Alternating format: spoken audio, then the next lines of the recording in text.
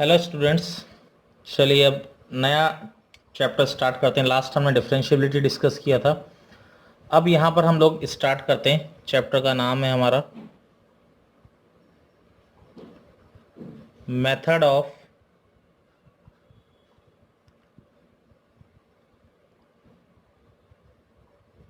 Differentiation.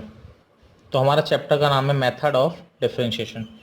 तो इसमें देखिए बच्चे, हम लोग बात करते हैं। तो सबसे पहले let y is equal to f x be A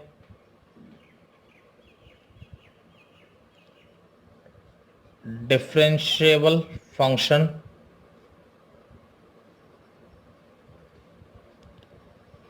then its derivative, differentiation को डेरिवेटिव भी कहते हैं बच्चे, देन इट्स डेरिवेटिव, या फिर आप लोग इसको कह सकते हैं डिफरेंशियल कोफिशिएंट। ठीक है, is represented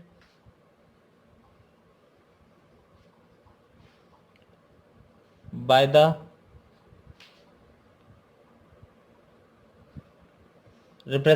the following veg. तो dy बाई डी एक्स से रिप्रेजेंट कर सकते हैं। आप ऐसा भी लिख सकते हैं डेरिवेटिव ऑफ एफ एक्स, ये भी करेक्ट वे। या आप ऐसा भी लिख सकते हैं डेरिवेटिव ऑफ y, क्योंकि एफ एक्स और y दोनों सेम ही चीज़ें। आप चाहें तो इसको y डैश भी लिख सकते हैं, कई जगह लिखा जाता है। या फिर आप चाहें तो इसको y1 भी लिख सकते हैं, या फिर आप चाहें तो इसको f डैश x भी लिख सकते हैं। ठीक है, तो यहाँ पर आपने, अगर आपको डबल डेरिवेटिव को रिप्रेजेंट करना है तो d square y by d x square, यहाँ पर आप d2 एफ एक्स भी लिख सकते हैं, यहाँ पर d2 y, ये y डबल डैश, या फिर y2, या फिर f double dash.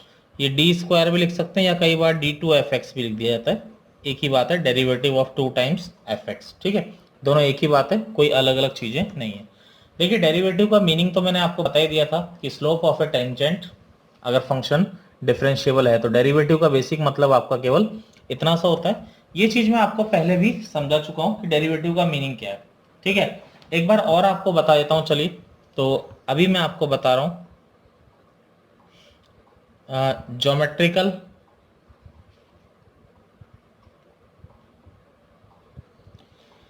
Geometrical meaning of derivative. तो अगर मैं इसको समझाऊं आपको ज्योमेट्रिकल मीनिंग ऑफ डेरिवेटिव को, तो देखिए, एक बार डिफरेंशियबिलिटी में पूरा यही मैंने डिस्कस किया है। एक बार मैं दोबारा इसका फोटो वोटो बना के आपको क्लियर कर देता हूँ कि मतलब ही क्या, मीनिंग ही क्या होता है इसका। तो देखिए, यहाँ पर वहाँ पे मैंने h यूज़ करके लिया था। मान लीजिए ये कोई फंक्शन है आपका, y is equal to f x, कोई फंक्शन है। ठीक है, यहाँ पर ये कोई पॉइंट है आपका, ये आ गया पी एक्स कॉमा वाई, ये आपका क्या आ गया, पॉइंट आ गया, P x comma y point आ गया। इसका मतलब ये नेचुरल सी बात है, ये डिस्टेंस आपकी x आ रही है, और बच्चे ये डिस्टेंस आपकी क्या आ रही है, y आ रही है। ठीक है, अब यहाँ पर एक दूसरा पॉइंट मैंने q ले लिया। बच्चे हुआ क्या, q अगर मैंने ये पॉइंट लिया है तो इसका मतलब ये थोड़ा सा इससे ज़्यादा ही होगा। मान लीजिए मैंने डेल्टा एक्स ले लिया, डेल्टा एक्स अभी थोड़ा सा बड़ा लिया है मैंने। ठीक है, तो ये जो पूरा इसका एक्स कोऑर्डिनेट हो गया, ये इसका एक्स कोऑर्डिनेट क्या हो गया आपके सामने, एक्स प्लस डेल्टा एक्स। अब वाई कोऑर्डिनेट क्या हो जाएगा, अब देखिए यहाँ पर वाई ये था, अब क्या हो गया, ये वाई तो है ये। ठीक है, अब क्योंकि आपने x में कुछ चेंज किया है तो नेचुरल सी बात है y में भी चेंज हो गया। y में अगर मैं चेंज डेल्टा y ले लेता हूँ तो इसका नया कोऑर्डिनेट क्या हो जाएगा, ये तो y है ही इतना पहले से ही, तो ये ऊपर वाला क्या हो जाएगा, y प्लस डेल्टा y आपका हो गया, सीधा सीधा। ठीक है, अब यहाँ पर अगर मैं बात करूँ तो सबसे पहले P Q is the secant, P Q is the secant to the curve. ठीक है, यानी अगर मैं पी क्यू को अभी ज्वाइन करता हूँ तो ये सीकेंट है। अगर मैं इसका स्लोप निकालूं, ठीक है, अगर मैं स्लोप निकालता हूं इसको, अभी सीकेंट है, लेकिन अगर अगर बच्चे मैं delta x tends to zero कर दूं, यानी ये जो डेल्टा एक्स है ये टेंस टू जीरो कर दूं, तो और अगर delta x tends to zero हो गया तो ऑटोमेटिकली क्या हो जाएगा, डेल्टा वाई टेंस टू भी जीरो हो जाएगा, क्योंकि जब ये पॉइंट यहाँ बगल में आ गया इसके, तो डेल्टा वाई यहाँ जाके थोड़ी होगा, डेल्टा वाई भी जरा सही होगा, समझ रहे। तो अगर delta x tends to zero हो गया तो डेल्टा वाई भी क्या हो जाएगा, ऑटोमेटिकली टेंस टू, क्योंकि एक्स में अगर तुम जरा सा चेंज करोगे तो वाई में भी क्या होगा, बिल्कुल थोड़ा सा ही चेंज होगा, ज्यादा चेंज क्यों होगा। ये तो अभी कोई वैल्यू है इसलिए थोड़ा ज्यादा बड़ा, डेल्टा एक्स दूर है इसलिए ये डेल्टा वाई भी थोड़ा कुछ आ रहा है, लेकिन अगर डेल्टा एक्स जरा सा हो गया तो डेल्टा वाई भी जरा सा ही होगा ना आपका। वहां पर मैं एच के तरीके से बता रहा था। अब देखिए अगर ऐसा हो गया तो इसका मतलब मैं क्या लिख सकता हूं कि स्लोप, हम लोग लिख सकते हैं कि स्लोप ऑफ, अगर ये हो गया तो ये जो पी क्यू जो है सीकेंट ना बन के क्या बन जाएगी, टेंजेंट बन जाएगी। और आपका जो स्लोप ऑफ टेंजेंट अगर मैं बात करूं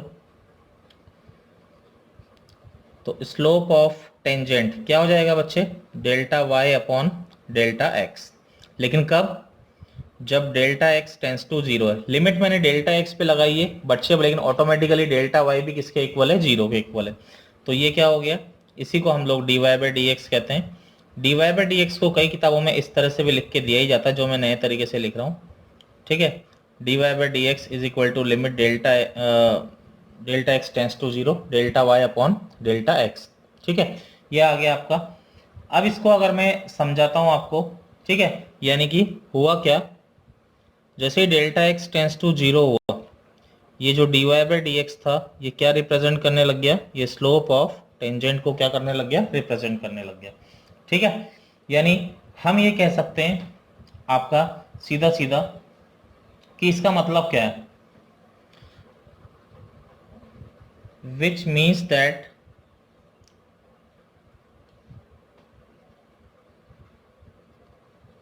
the value of derivative f dash x for a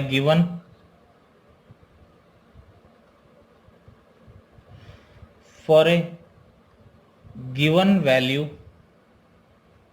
of x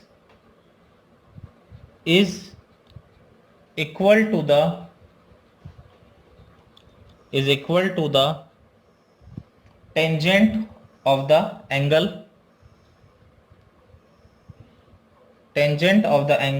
formed by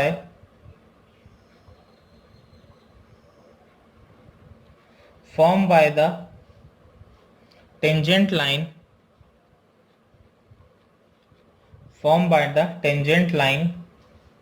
to the graph of the function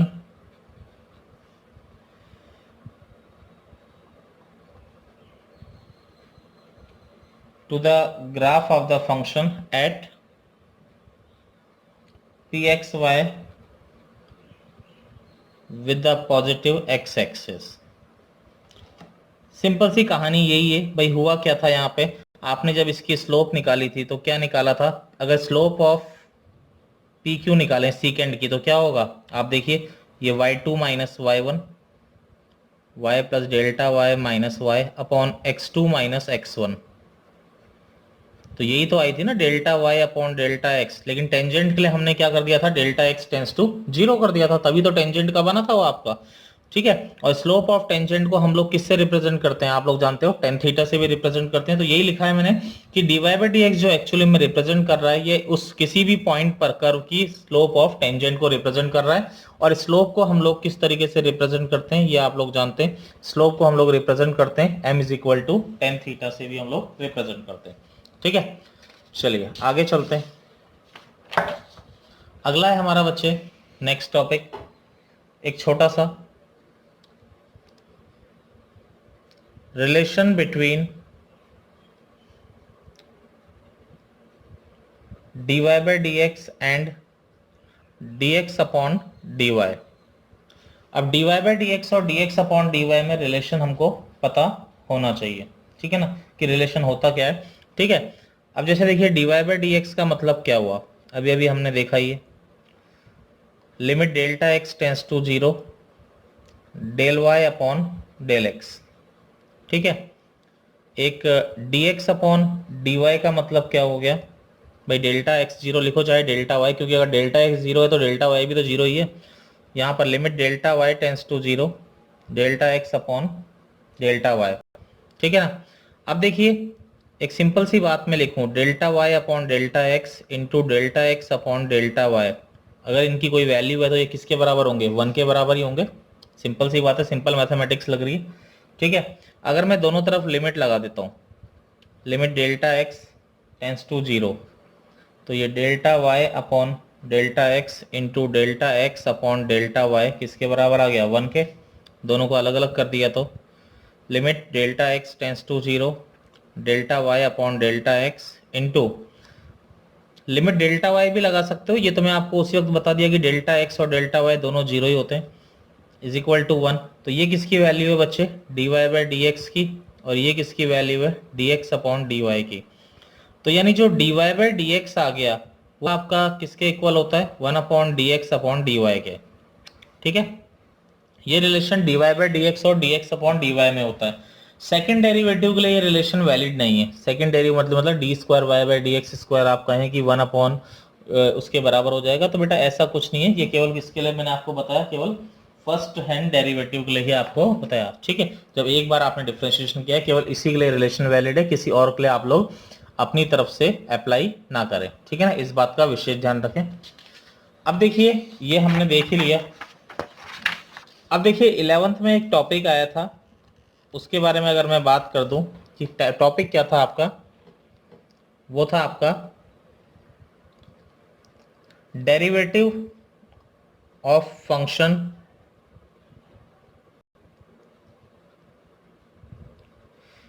using first principle, ठीक है, यूजिंग फर्स्ट प्रिंसिपल। अब देखिए फर्स्ट प्रिंसिपल में क्या होता है, हम प्रोसेस बता देते हैं, और क्या है भाई, हुआ क्या, अगर x में डेल्टा x का चेंज किया हमने, तो अभी भी पढ़ा है y में कितने का चेंज हो जाएगा, डेल्टा y का चेंज हो जाएगा, सिंपल सी बात है, ठीक है। अब को d y by d x निकालना है, तो मैं आपको फॉर्मूला ही बता दे रहा हूँ आता कैसे है। इसको आपस में माइनस किया, 2 माइनस 1, तो क्या हो जाएगा, y plus delta y minus y is equal to f x plus delta x minus f x, y से y कैंसिल हो गया, delta y is equal to f x plus delta x minus f x. दोनों तरफ delta x से क्या कर दिया बच्चे, डिवाइड कर दिया, ठीक है। इधर भी डेल्टा एक्स से डिवाइड कर दिया, इधर भी डेल्टा एक्स से डिवाइड कर दिया। अब अगर हम लोग यहाँ पर लिख देते हैं कि limit delta x tends to zero हो जाता है, तो delta y upon delta x, यहाँ पर भी limit delta x tends to zero, तो ये हो गया f x plus delta x minus f x upon delta x. तो इसी को बच्चे हम लोग क्या कहते हैं, d y by d x कहते हैं, यही तो था अभी बताया आपको, is equal to limit delta x tends to zero f x plus delta x minus f x upon delta x, ठीक है। ये आपका सीधा सीधा जो फॉर्मूला होता है d y by d x का, इसी को मैं अभी पहले की दूसरे तरीके से बताता था, याद है आपको, आप याद करेंगे, f dash x is equal to limit h tends to zero, आपको याद होगा f x plus h, differentiability में मैं यही बताता था, minus f x upon h, इस तरीके से बता रहा था आपको, ठीक है ना। तो वही चीज़ है, कोई ऐसी खतरनाक चीज़ नहीं है। अब देखिए जैसे इससे हम किसी के भी डेरिवेटिव हम लोग निकाल सकते हैं बड़ी आसानी से। अब जैसे मैं आपको कुछ फर्स्ट प्रिंसिपल से निकाल के दिखाता हूँ, जैसे f x is equal to आपको दिया हुआ है साइन स्क्वायर एक्स, वैसे तो मैं डायरेक्ट भी कर सकता हूँ, कोई ऐसी बड़ी बात नहीं है। यूजिंग फर्स्ट प्रिंसिपल अगर मैं देखूँ तो जो अभी मैंने पढ़ाया f x plus delta x is equal to क्या हो गया, sine square x plus delta x, यही तो आ गया।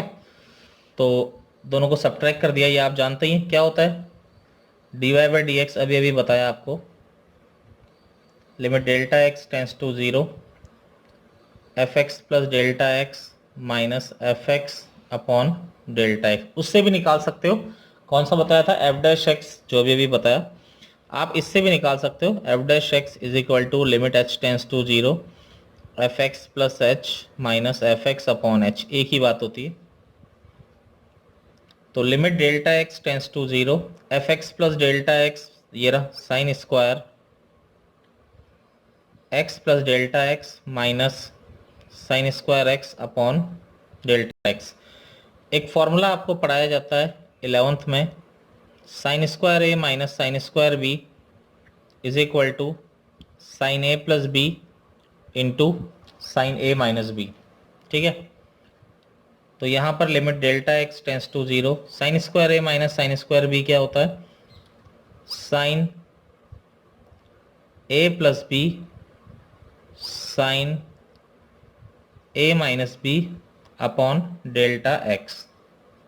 ठीक है, तो ये हो गया limit delta x tends to zero sine 2x plus delta x, और यहाँ x से x कट गया, क्या बचा बच्चे आपका साइन डेल्टा एक्स अपॉन क्या आ रहा है बच्चे, डेल्टा एक्स।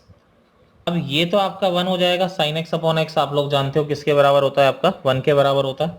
तो आपका क्या आ गया, limit delta x tends to zero sine 2x plus delta x. अब देखिए डेल्टा एक्स जीरो जाना चाहता है, तो साइन 2x प्लस जीरो, तो आपका आंसर क्या हो जाएगा साइन 2x। तो dy बाई डी एक्स आपका क्या हो जाएगा साइन 2x, आपका आंसर आपका यहाँ पे आसानी से आ जाएगा। ठीक है, अब देखिए अब आप लोग इनवर्स वाले भी आते हैं, बाकी तो सारे आपने 11th में किए ही थे। अब बच्चे क्या होता है, इनवर्स वाले फंक्शन भी आते हैं जिनका डेरिवेटिव हमको करना होता है। ठीक है, तो इनवर्स वाले फंक्शन का डेरिवेटिव मैं आपको एक बार बता देता हूँ। ठीक है, जैसे अभी आपको मैं फॉर्मूला लिखाऊंगा ही लिखाऊंगा, तो पहले मैं इसका प्रूफ बता देता हूँ। D upon d x sine inverse x क्या होता है, 1 upon under root 1 minus x square mod x less than 1, sorry equal to नहीं आएगा, केवल मॉड एक्स लेस देन 1 आएगा, क्योंकि एक्स 1 के बराबर नहीं हो सकता, 1 और माइनस 1 के बराबर नहीं हो सकता। इसका मतलब आप जानते ही हो कि एक्स कहाँ से कहाँ के बीच में लाई कर रहा है बच्चे, -1 से 1 के बीच में लाई कर रहा है। ठीक है ना, क्योंकि साइन इनवर्स एक्स एग्जिस्ट ही जब करेगा।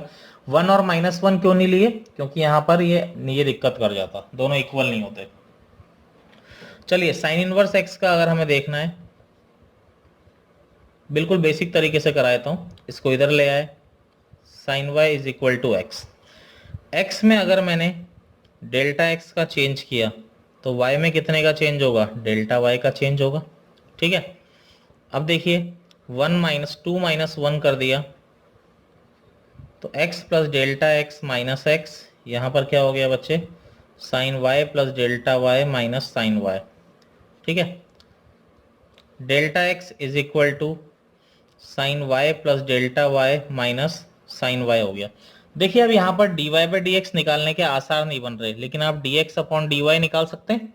dx अपॉन डी वाई का फॉर्मूला भी अभी बताया था, limit delta y tends to zero del x upon del y, ये निकाल लीजिए। उसका उल्टा कर देंगे तो dx by d y by d x आ जाएगा आपका। तो दोनों साइड मैंने डेल्टा वाई से डिवाइड कर दिया, फिर limit delta y tends to zero delta x upon delta y, यहाँ sine c minus sine d लग जाएगा बच्चे ऊपर। Sine c minus sine d क्या होता है, 2 कॉस